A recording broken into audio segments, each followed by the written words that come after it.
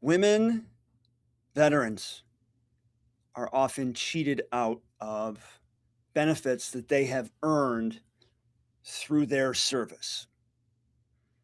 Now, in our fledgling young tenure as a show so far, only been around for a few months, I've noticed that in our analytics, about 90% of our viewership thus far are men. Uh, so, for those of you guys out there, this is something that you should absolutely care about.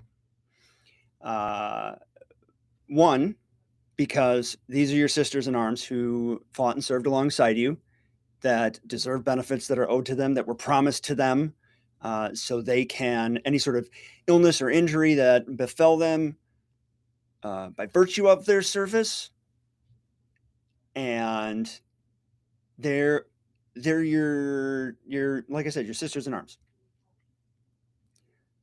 And you're also not a sociopath, so you don't just care about things when they happen to you personally. That's two. Hope you're not. And then three would be everybody benefits when the system works as it should for all groups, to include and in particular smaller groups, minority groups, and marginalized groups, which are often one and the same. And so this may be a very small percentage ish. Back in around the turn of the century, women veterans made up like 5% of the veteran community, pre turn of the century. But it's been growing steadily as our ranks become more diverse. And they predict, I don't know who they is, they, the royal they predict that by 2040, nearly 20% of all veterans are going to be women. This is it's an important group for a lot of reasons. So those are for our guys out there listening, for women out there listening. I don't need to tell you, and I'm obviously not telling you from a place of personal experience, which is why we have a guest today, that this system, military system, the VA system, was originally built for guys. And from what I hear, and from what we're going to talk about today, it hasn't done a spectacular job of integrating fully. There are certain medical concerns, there are certain social concerns, there are issues that female veterans, female service members deal with almost exclusively or at a much, much, much higher rate than male service members and male veterans. And sometimes, often, those certain disparate issues get left in the lurch, left in the dark. So to go into it further, obviously, I'm not just going to be a guy explaining female benefits to you. Very special guest today. Monica Irelan Karas has been fighting for veterans benefits. She's a VA accredited attorney who's been fighting for veterans benefits for years and years and years and years and years and years and years. She knows this issue inside and out. So I think it would behoove me to shut my mouth and welcome. Am I welcoming Monica? And welcome Monica. Hi, Monica. Hi, good morning. Good morning. Okay, so let's start out. What did I miss in my intro here?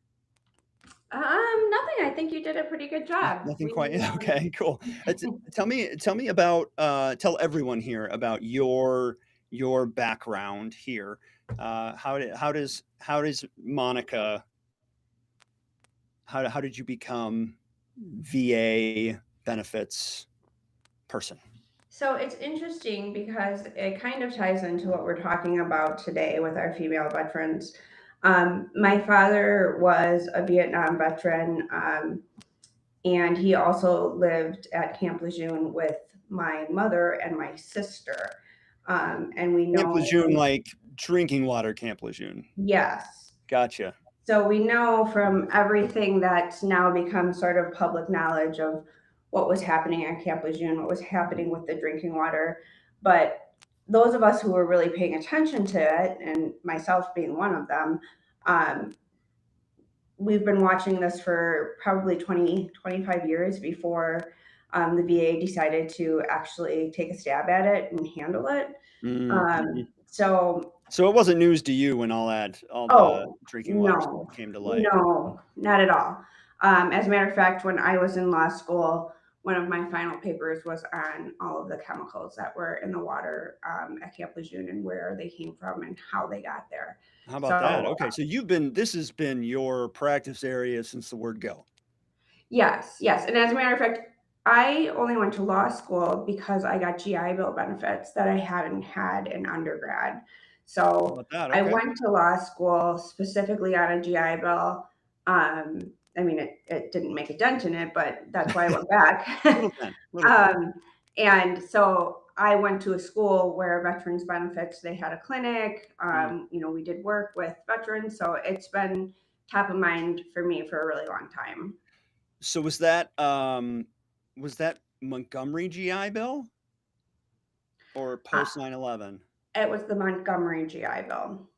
Trying to get our video squared away here. Am I like bouncing this back and You forth are here? a little bit, but you're Yeah. fine. You're Sorry. fine. All right, we're even now. Okay. Because Okay. the way I had it set up before, it was like I was looking in the opposite direction while you were speaking. I was like, that's just not gonna work. Um, so you've been doing this from the get-go, and I mean, you have helped literally thousands of veterans um, get the benefits that are owed to them. Yes. Um, so I was wondering if we could dive into, the claim that, women veterans are getting cheated out of benefits that they're owed because the system was built for the boys. It was a good old Right. boys club. Yeah. Yeah. Can you expand upon that a little bit? And then we can go into specific conditions, that women need to be aware of and that men should be aware of too. But give us a general overview if you could.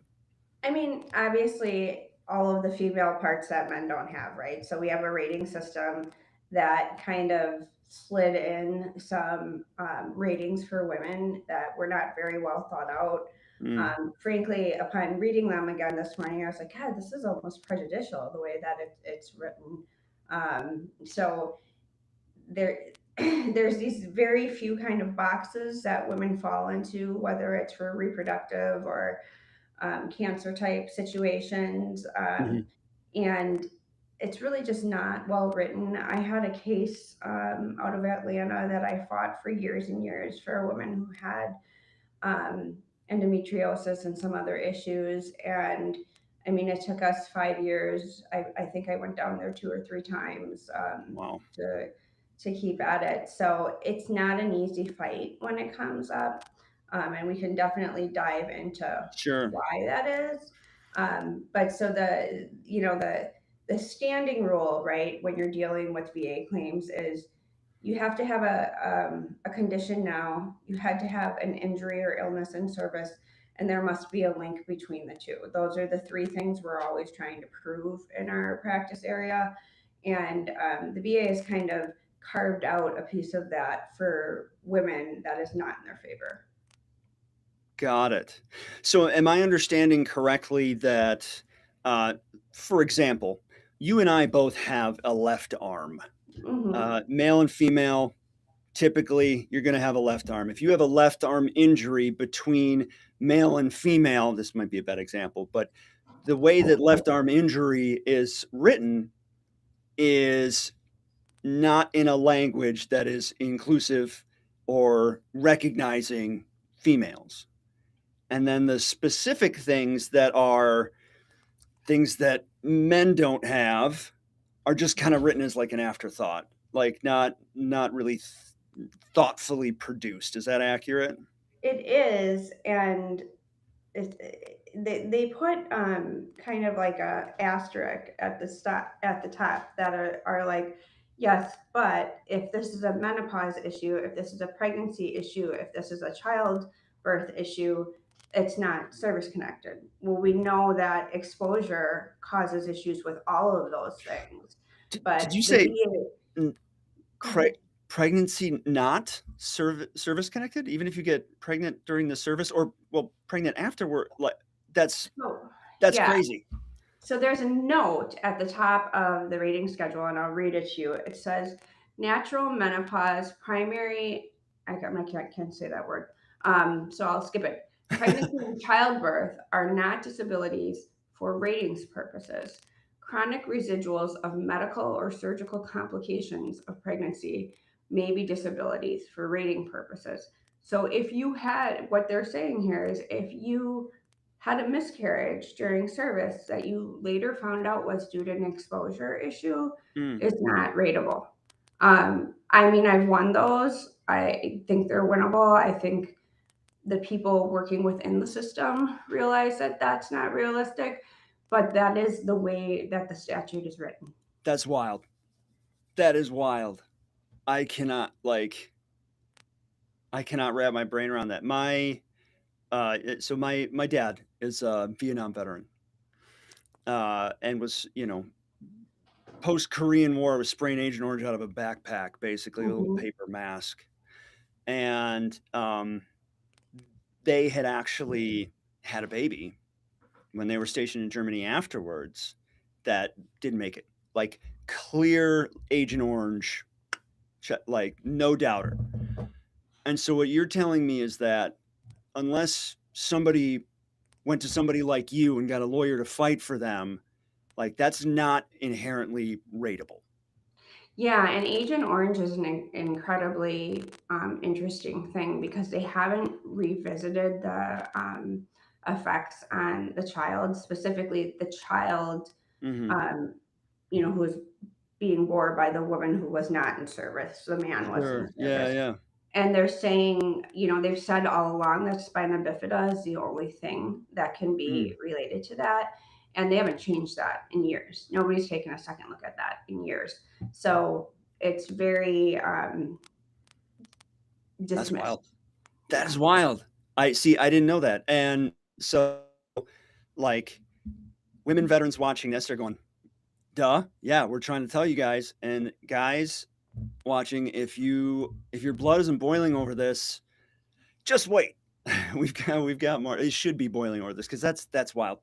That is wild to me. Okay, what are some specific conditions? Like, let's go down the list. Like, what are some areas where women service members and female veterans are in particular, outside of obviously that the pregnancy issue is huge? Because I've recently Mhm. learned that they sprayed Agent Orange on bases to do like weeding and stuff. So like that's They obviously it's still more than deny just that. They still deny that. We're crazy. not getting very far on that right now. There's a So very beyond the pregnancy, like what let's start with the list of things and see if we can not like rage flip our desks over.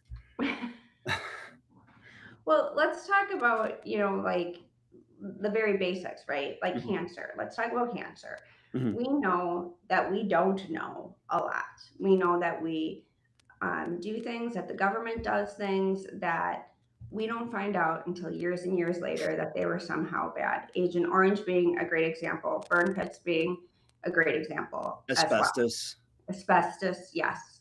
Mhm. So think about that in terms of if you were a woman and were exposed to a burn pit, and then you became pregnant or you were pregnant during that exposure, um, and then perhaps lost a baby, perhaps had some sort of uterine issue that turned Mhm. out to be cancer, because as we know, cancer doesn't just usually present itself as cancer. It is the way your cells are affected when Mm. something bad is happening. It's shaking up your cells, right? It So doesn't that happen right away either. It's not like you get exposure to somebody who has the flu or something, and a few days later you're full right. blown. Yeah. Right. So we know that we don't know. We know that we don't know what all these chemicals cause. We know that we don't know what levels of exposure cause what. We have women that are getting breast cancer, uterine cancer, cancer of the ovaries, things like that, or even perhaps not cancerous, like endometriosis, things like that. Mm-hmm. And VA is saying, based on the way the rating schedule is set up, that it cannot be service connected unless you had some kind of medical treatment and the medical treatment went awry and you're doing it secondary to that. So it's really not written in favor of women whatsoever.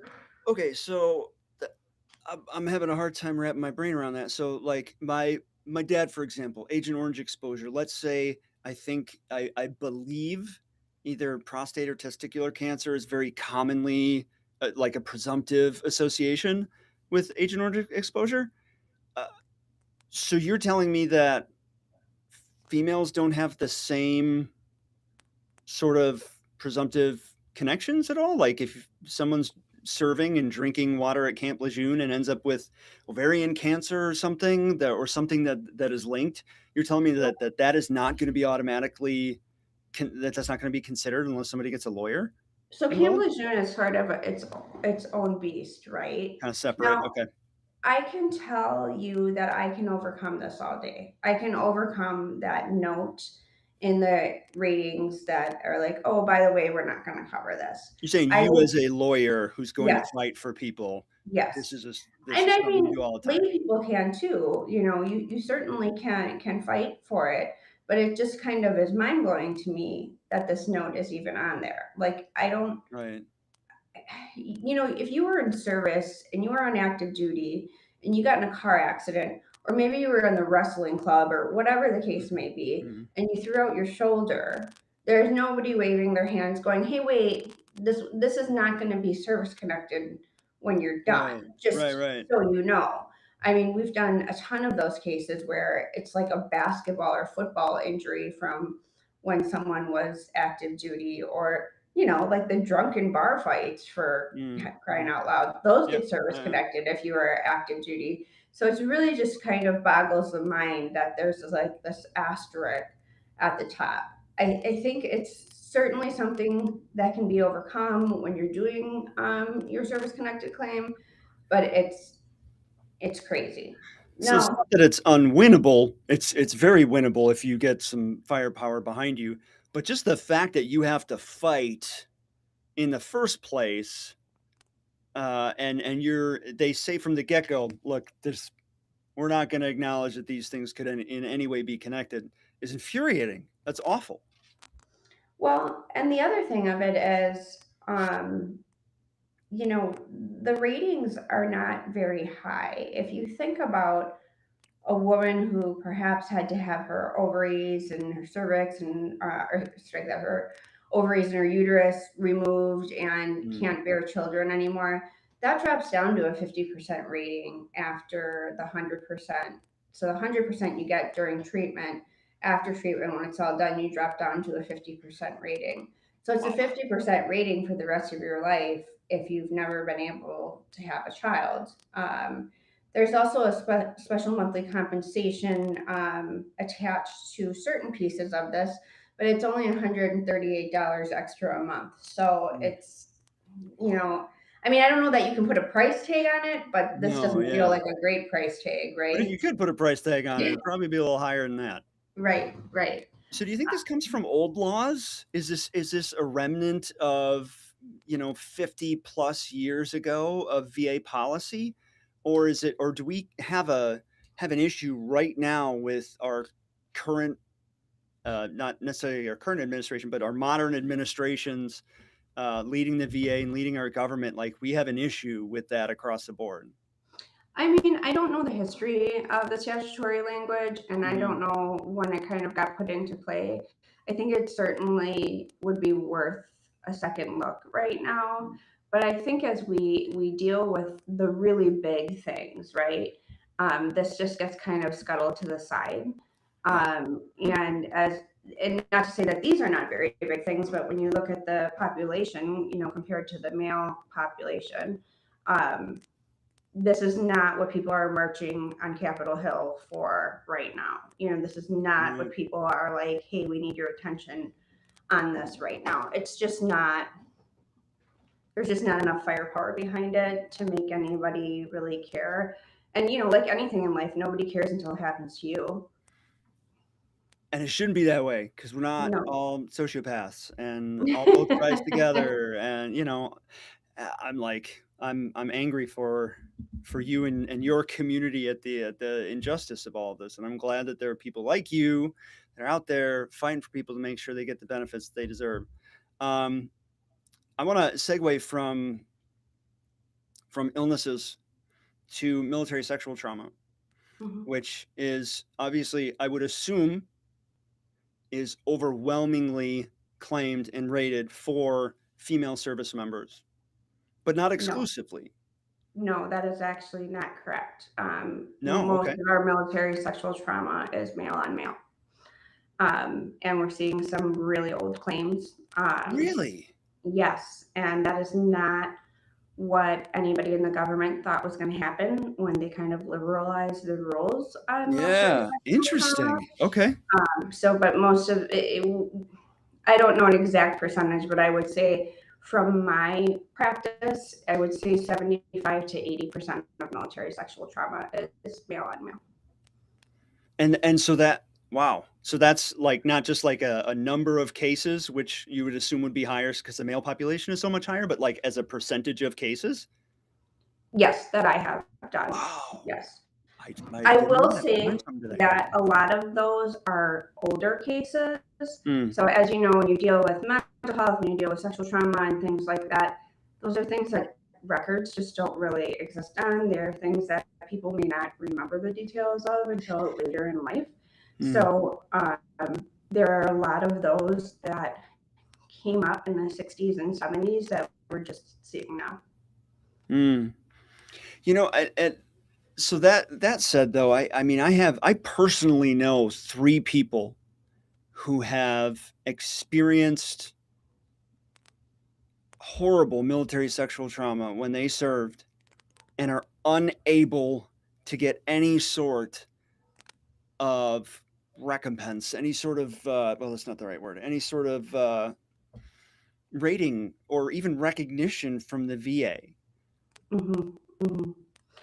Why Yeah, is that such an issue? And does the male on male military sexual trauma also, is it just overarchingly military sexual trauma is difficult to rate? right, that's true. It is difficult to rate. Okay. There's hopefully, there are not ongoing physical traumas that happen from those things. Right, They can right. be a little bit hard to prove. Um, if it is a thing with rank and file, there's a lot of people who are not going to make a complaint against a Mm, higher up. Um, there's a lot of people that don't want to derail someone else's career because of this. There's a lot of things that come into play. The one thing that I found very interesting when doing these sexual trauma cases is, if you remember from the Epstein files recently, we've got all of these victims coming out saying, you didn't redact my name, you were supposed to redact my yeah. name, and now everybody knows what happened to me, and I've been trying to do without this my whole life, Yeah, without being in yeah. the limelight for this. On a smaller scale, within the military, if you make a report on this against someone and you decide not to prosecute, which is very often, I've only actually had one case that went through and prosecuted the perpetrator. The perpetrator's name is redacted from the record, but the Mm, victim is not. So you can get your hands on those by a FOIA request. And the person who was assaulted or attacked, you can very well get their information. mm, So it's an old system. Nobody's looked at it in a long time. We have an administration right now that I don't think that that's on the front of their agenda or their brain. It seems like we're going a little bit backwards with some of the things we do in the military right now, as far as implementing some of the older rules once again. mm. So I don't think that this is anything that's on their radar. So you think we're leaning more like the issue has been that the VA system has been built for the good old boys club, and kind of currently as things ebb and flow, we're kind of the pendulum swinging back towards the good old boys club sort of thing. Yeah, It is. It really is. When you talk about things like sexual trauma or PTSD or maybe some mental health stuff, it's very interesting the way the state of the world will have an effect on those things. Mm-hmm. So, for instance, we had, and for a long time they weren't fightable, but they became very winnable cases around the time of the civil rights movement.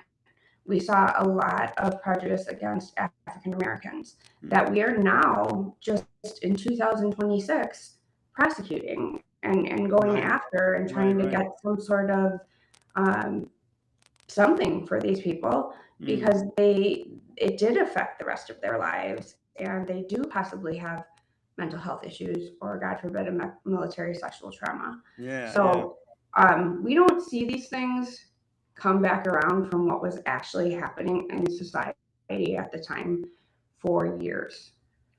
That's rough. So what do you think, like, I know this is a big question, but what's a solution? How do we get this to be a priority? Cuz things like, whereas a layman, like, prior to our conversation, I assumed MST was something that was almost exclusively experienced by women. Found out that I was wrong about that, and it affects everyone. And obviously, whether it was women or men, like, we, we all served, and we should care about everybody's health and well-being and safety, and physical health and mental health and all of that.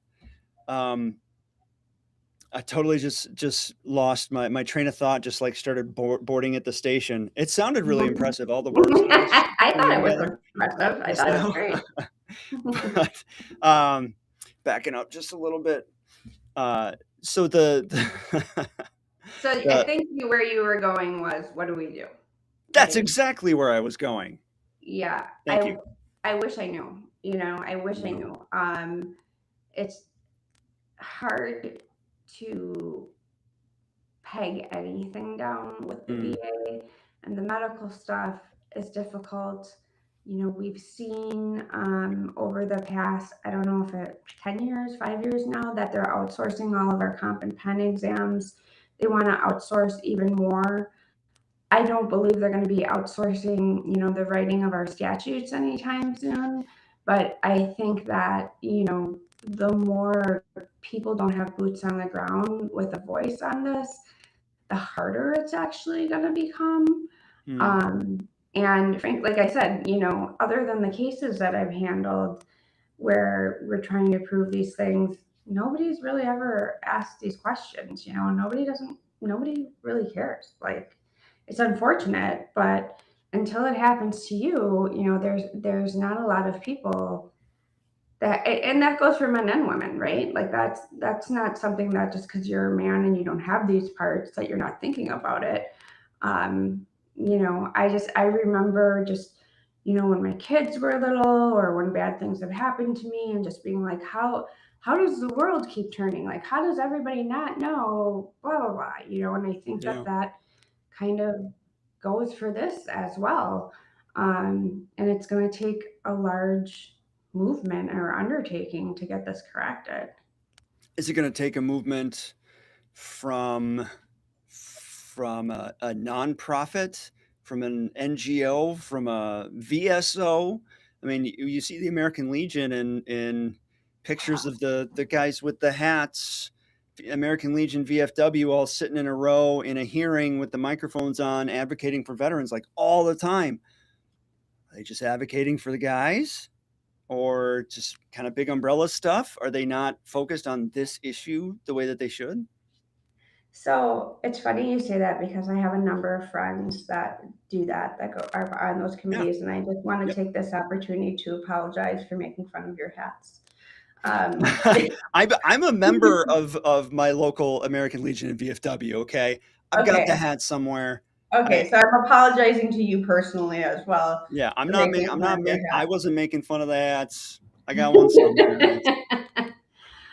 Um, Honestly, in my humble, honest opinion, I think it's going to take a court case. It's going to be like Agent Orange. It's going to need to work its way through the agency and the Board of Veterans Appeals and be continuously denied. And then it's going to have to go up to the Court of Appeals for veterans claims. And I really think that that would be at least the start, if not the start and the end, of getting some attention on how antiquated the statutes are and the way in which they're written. And if it went all the way up there, would that then create precedent that would kind of lead to some change? Okay. And the thing of it is when you do that, when you go up to the Court of Appeals or the Federal Circuit or the Supreme Court or whatever the case may be, there are a lot of places like VFW, like DAV, but there's also a lot of law schools that have these clinics within them. They can write what's called an amicus brief, and you write a brief that just supports one side or another, and you submit it to the court, and you don't do anything else except submit this brief in your support. So if you can recall the church that was protesting outside military funerals, that was the Westboro Baptist? Yeah, I think that's what it was. It's a long time ago. Yeah, I remember. I believe that everything that they did in the court system was pushed by amicus briefs in that particular case. Like that's just an example. Interesting. I have one final big question for you here. Let's say I'm a female veteran and I did like everybody does in TAPS now, which I think is great. In the transition assistance program, they get everybody to start filing their VA benefits on their way out the door. Excellent. I mean, we can argue about whether they're getting the best sort of advice, putting all that together, from a government employee who's, I don't know. We can table that for now, but let's say I have filed my stuff and I believe that, even though this is a female specific issue, there's obviously a service connection here. It gets denied and I say, fine, whatever, I'm out. Don't do that. Don't do that. Okay, first off, don't do that. What do I do next? If you take anything away from this conversation, if you take nothing else away from this conversation, continuously appeal those. You have a year to appeal every decision that you get from the agency.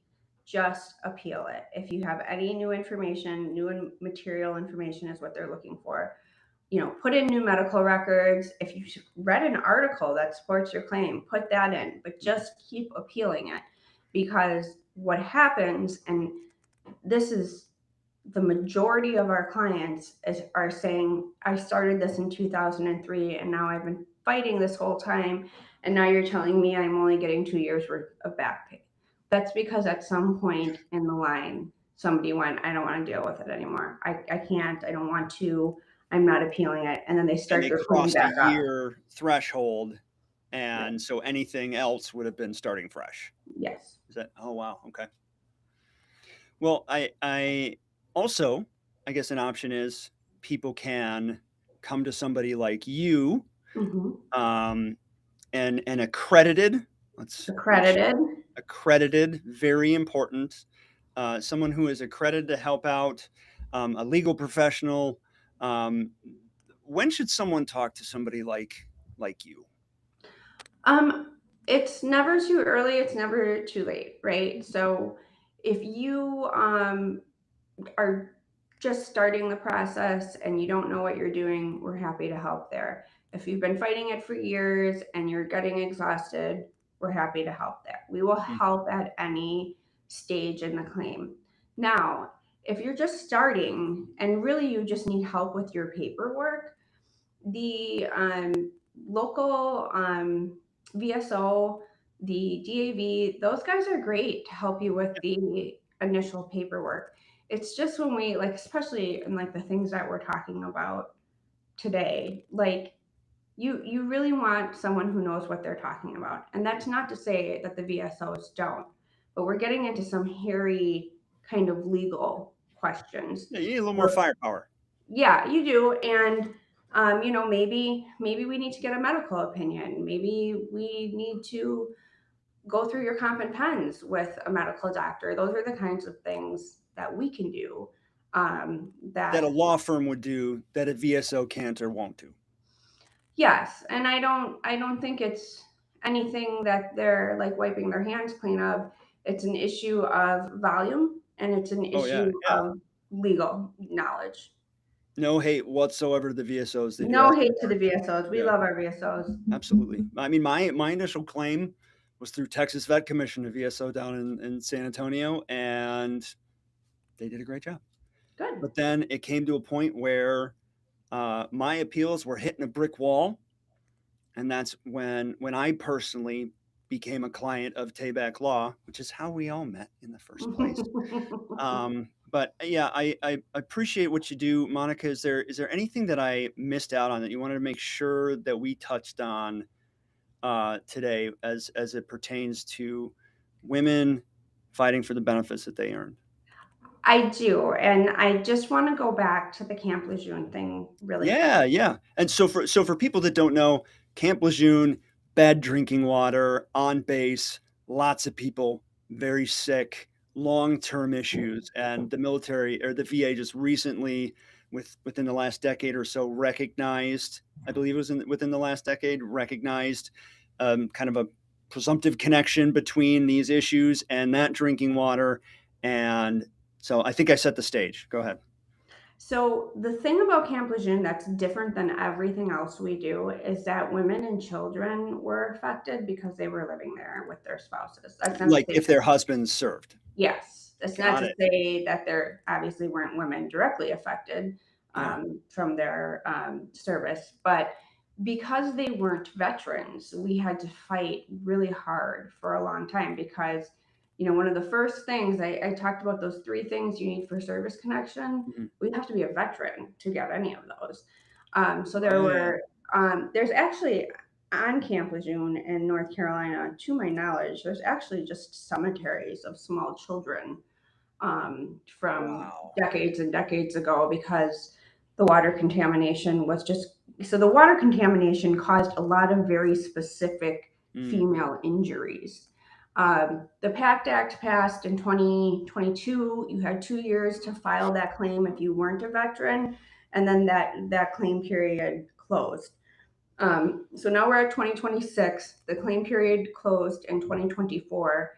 Mhm. 0.05% of all of those claims have been processed. So just if you're sitting Whoa. here waiting on that, nothing is happening. But just That's know that awful. if you put your paperwork in and you haven't heard, you're not alone. Nobody's heard.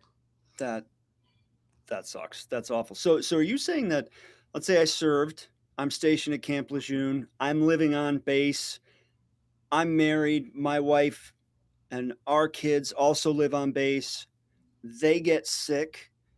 Do they have a legal avenue or resource or They recourse did. rather? They did, but They only for did, but they that don't 2 year anymore. period. Oof, So as of 2024, that closed up. So goodness. at this point, there's no recourse if you didn't file something within those 2 years. There's just no recourse unless you are a veteran. If you're a veteran, and that all these female issues that we were talking about, we will go after 100% that is from the water contamination if that's what we believe happened. What if I served? I missed the window. My wife and kids all got sick, and caring for them, pardon me, caring for them has taken a toll on me physically and mentally. Do I have a claim? Can my family at least get some sort of compensation? Can I, I'm a caregiver now for my family who have suffered greatly as a result of this. My mental health has suffered as a result of the injustice. Is that That's claimable? a very interesting question. I have Hmm, never come up against that. I would certainly take that case and try. sure. Yeah, that's not a bad idea. I may have found something there. Uh, Mark, I sure appreciate everything that you do, helping veterans get what they earned, especially your advocacy for women veterans. And hang on the line just for a second while I close things out. Or did you have any other final comments while No, we're still in no, connection? that's all. Thank One you. one thing that I didn't do was check for questions. So hang on just one second. I'm so bad about this. All right. I don't see any questions. That doesn't mean that they haven't come in yet. It's just there's a delay on Riverside here. No, I don't see any questions right now. Okay. Not quite yet, but okay.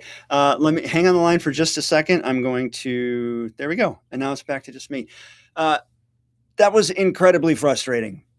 If you are not presently frustrated and wanting to go out with torches and pitchforks to advocate for your sisters in arms, who also served selflessly, I don't know what to tell you.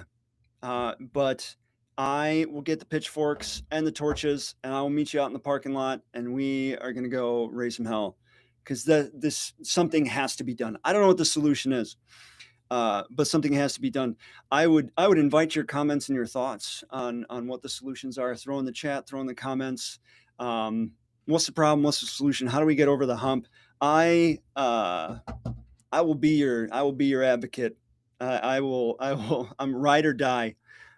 Because right now things are broken and they need to not be broken anymore. So with that slightly dark note, we will adjourn and hope for better days for our brothers and sisters in arms. Take care.